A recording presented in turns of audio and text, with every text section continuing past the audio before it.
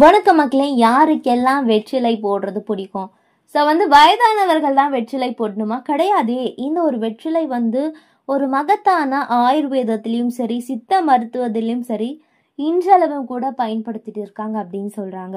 So எலும்பு மூட்டுகள்ல வலி, அதுக்கப்புறம் வீக்கத்தை குறைக்கக்கூடிய ஒரு சத்து, இது எல்லாமே வெற்றிலைக்கு உண்டு. வேற என்னென்ன மகத்துவம் இதில் இருக்கு அப்படின்றத இந்த ஒரு பதிவில் நம்ம தெரிஞ்சுக்கலாமா? வாங்க பார்க்கலாம். அதை பார்க்கறதுக்கு முன்னாடி நம்மளுடைய சேனலை நீங்கள் இப்போ தான் ஃபஸ்ட் டைம் பார்க்குறீங்க அப்படின்னு சொன்னால் மறக்காமல் சப்ஸ்கிரைப் பண்ணிவிட்டு சைடில் இருக்கக்கூடிய பெல் பட்டனை கிளிக் பண்ணி ஆல் அப்படின்ற ஆப்ஷனை செட் பண்ணி வச்சுக்கிட்டீங்க அப்படின்னா நான் போடக்கூடிய தகவல்கள், அற்புதமான விஷயங்கள் உங்களுக்கு நோட்டிஃபிகேஷனோட அடிக்கடி வந்துடும். இப்போ நம்ம பதிவுக்குள்ளே போயிடலாம்.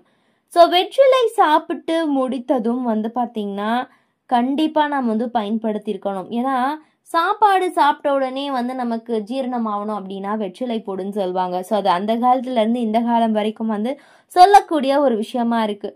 ஆனால் வெற்றிலை கொண்டு பல வைத்தியங்களை பார்த்திங்கன்னா நம்மளுடைய பாட்டிமார்கள் செஞ்சு பார்த்துருப்போம். இதை சித்த மருத்துவம், ஆயுர்வேதமும் கூட பரிந்துரைக்குது. ஸோ வெற்றிலையின் மகத்துவமான நன்மைகள் என்னென்ன, எப்படி அதை பயன்படுத்துறது அப்படின்றத நம்ம இப்போ பார்த்து தெரிஞ்சுக்கலாம். ஸோ ஆயுர்வேதத்தில் வெற்றிலை எப்படி பார்க்கப்படுது, வெற்றிலையை கொண்டு என்னென்ன நம்ம வைத்தியங்கள் செய்ய முடியும் அப்படின்ற மாதிரியான எல்லா தகவலும் கண்டிப்பாக நம்ம தெரிஞ்சுக்கலாம். ஆயுர்வேதத்தின் படி வெற்றிலை இலை மருத்துவ குணங்கள் நிறைஞ்சது. இது ஜீரணிக்க மிகவும் இலகுவாகவும் ஆற்றல சூடாகவும் கருதப்படுது. ஸோ வெற்றிலையை வழக்கமாக எடுத்துக்கொள்வதன் மூலம் மனிதர்களுடைய உடல்ல வாதம் மற்றும் கபதோஷங்களை சமப்படுத்தும் அப்படின்னு நம்பப்படுது.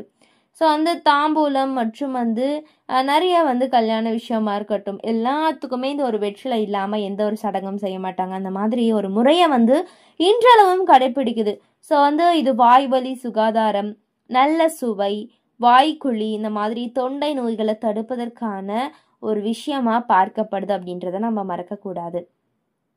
வெற்றிலை ஊட்டச்சத்துகள் மற்றும் வைட்டமின்கள், தாதுக்கள், carbohydrate, nitrogen, phosphorus, potassium, calcium, இரும்பு மற்றும் அயோடின் ஆகியவற்றை கொண்டிருக்கு. ஸோ வெற்றிலை இலையில பார்த்தீங்கன்னா தயாமின், நியாசின், ரிஃபோபிளாசின் மற்றும் கரோட்டின் ஆகியவை இருக்கு. வெற்றிலை இலைகளுடன் சிறிது சுண்ணாம்பு சேர்த்து சாப்பிட்றது வைட்டமின் மற்றும் கனிம ஊட்டச்சத்துகளுடன் ஒப்பிடத்தக்கது அப்படின்னு சொல்றாங்க. ஸோ இது 300 மில்லி பசும்பால்ல ஒத்த வைட்டமின்களை கொண்டிருக்கு. ஸோ கால்சியம் நிறைந்த வெற்றிலை அந்த மருத்துவ குணங்கள் நிறைய இருக்கு. ஒரு அற்புதமான ஒரு விஷயம். வாய்வழி சுகாதாரத்திற்கும் சரி, நம்மளுடைய உடல்ல நிறைய மாற்றங்களை கொண்டு சேர்ப்பதற்கும் ஒரு நிறைய மாற்றங்களை ஏற்படுத்தும் வெற்றிலை பயன்படுது அப்படின்னு சொல்றாங்க. ஸோ காயம் குணப்படுத்தக்கூடிய பண்புகள் வெற்றிலை கொண்டிருக்கு. கொதிப்புகள், புண்கள், காயங்கள், மூக்கில் புண்களை குணப்படுத்த வெற்றிலை வெளிப்புறமா பயன்படுத்தப்படுது. ஸோ வெற்றிலை சாறை பிழிந்து காயத்தின் மேல் தடவி அதன் மேல் பார்த்தீங்கன்னா புதிதாக பறிக்கப்பட்ட வெற்றிலையை வைத்து மூடி வைக்கவும் காயம் ரொம்ப வேகமாக நமக்கு குணமாயிடும் அப்படின்னு சொல்கிறாங்க. ஸோ அது மட்டும் கிடையாது, கொப்பளங்கள் இருக்கும்போது வெற்றிலையை சூடாக்கி அதன் மேல் விளக்கெண்ணெய் தடவி எண்ணெய் தடவிய இலைகளை பாதிக்கப்பட்ட பகுதியில் வைத்தா விரைவில் நிவாரணம் கிடைக்கும் அப்படின்னு சொல்கிறாங்க. ஸோ ஒவ்வொரு சில மணி நேரத்திலும் இந்த இலையை மாற்றி எடுக்கவும் இது கொப்பளங்களை வெளியேற்ற உதவும் அப்படின்னு சொல்கிறாங்க.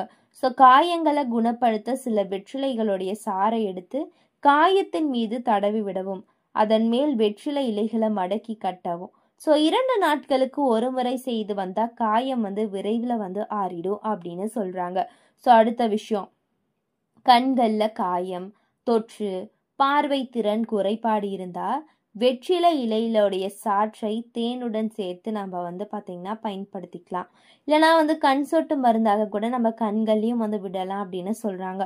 ஸோ பாருங்க எவ்வளோ மைன்யூட்டாக நம்ம இந்த ஒரு வெற்றிலையை கூட பயன்படுத்திக்கலாம் அப்படின்னு காட்டுறாங்க. ஸோ சிவப்பு கண்கள், கண்களில் அரிப்பு பிரச்சனை இருந்தால் ஒரு 5 முதல் 6 வெற்றிலை இலைகளை 1 கப் தண்ணீரில் வைத்து கொதிக்க வைத்து நல்லா நம்ம காய வச்சிடணும். இந்த நீரில் நம்ம கண்களை கழுவி பயன்படுத்தணும். ஸோ சூடாக இருக்கும் போது கண்களில் நம்ம தண்ணீர் போடக்கூடாது.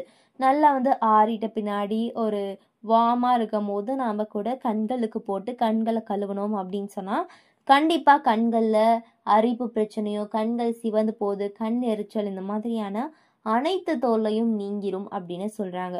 எனவே மக்களே, இந்த ஒரு வெற்றிலை வந்து நம்ம பயன்படுத்துறதுனால பாருங்க எவ்வளோ நன்மைகள். தொடர்ந்து பயன்படுத்துங்க, ஆரோக்கியமா இருங்க. இது மட்டும் கிடையாது, இது போன்ற அற்புதமான விஷயங்களை தொடர்ந்து கேட்க நம்மளுடைய சேனலை மறக்காம சப்ஸ்கிரைப் பண்ணிட்டு சைடில் இருக்கக்கூடிய பெல் பட்டனை கிளிக் பண்ணிக்கோங்க. நன்றி, வணக்கம்.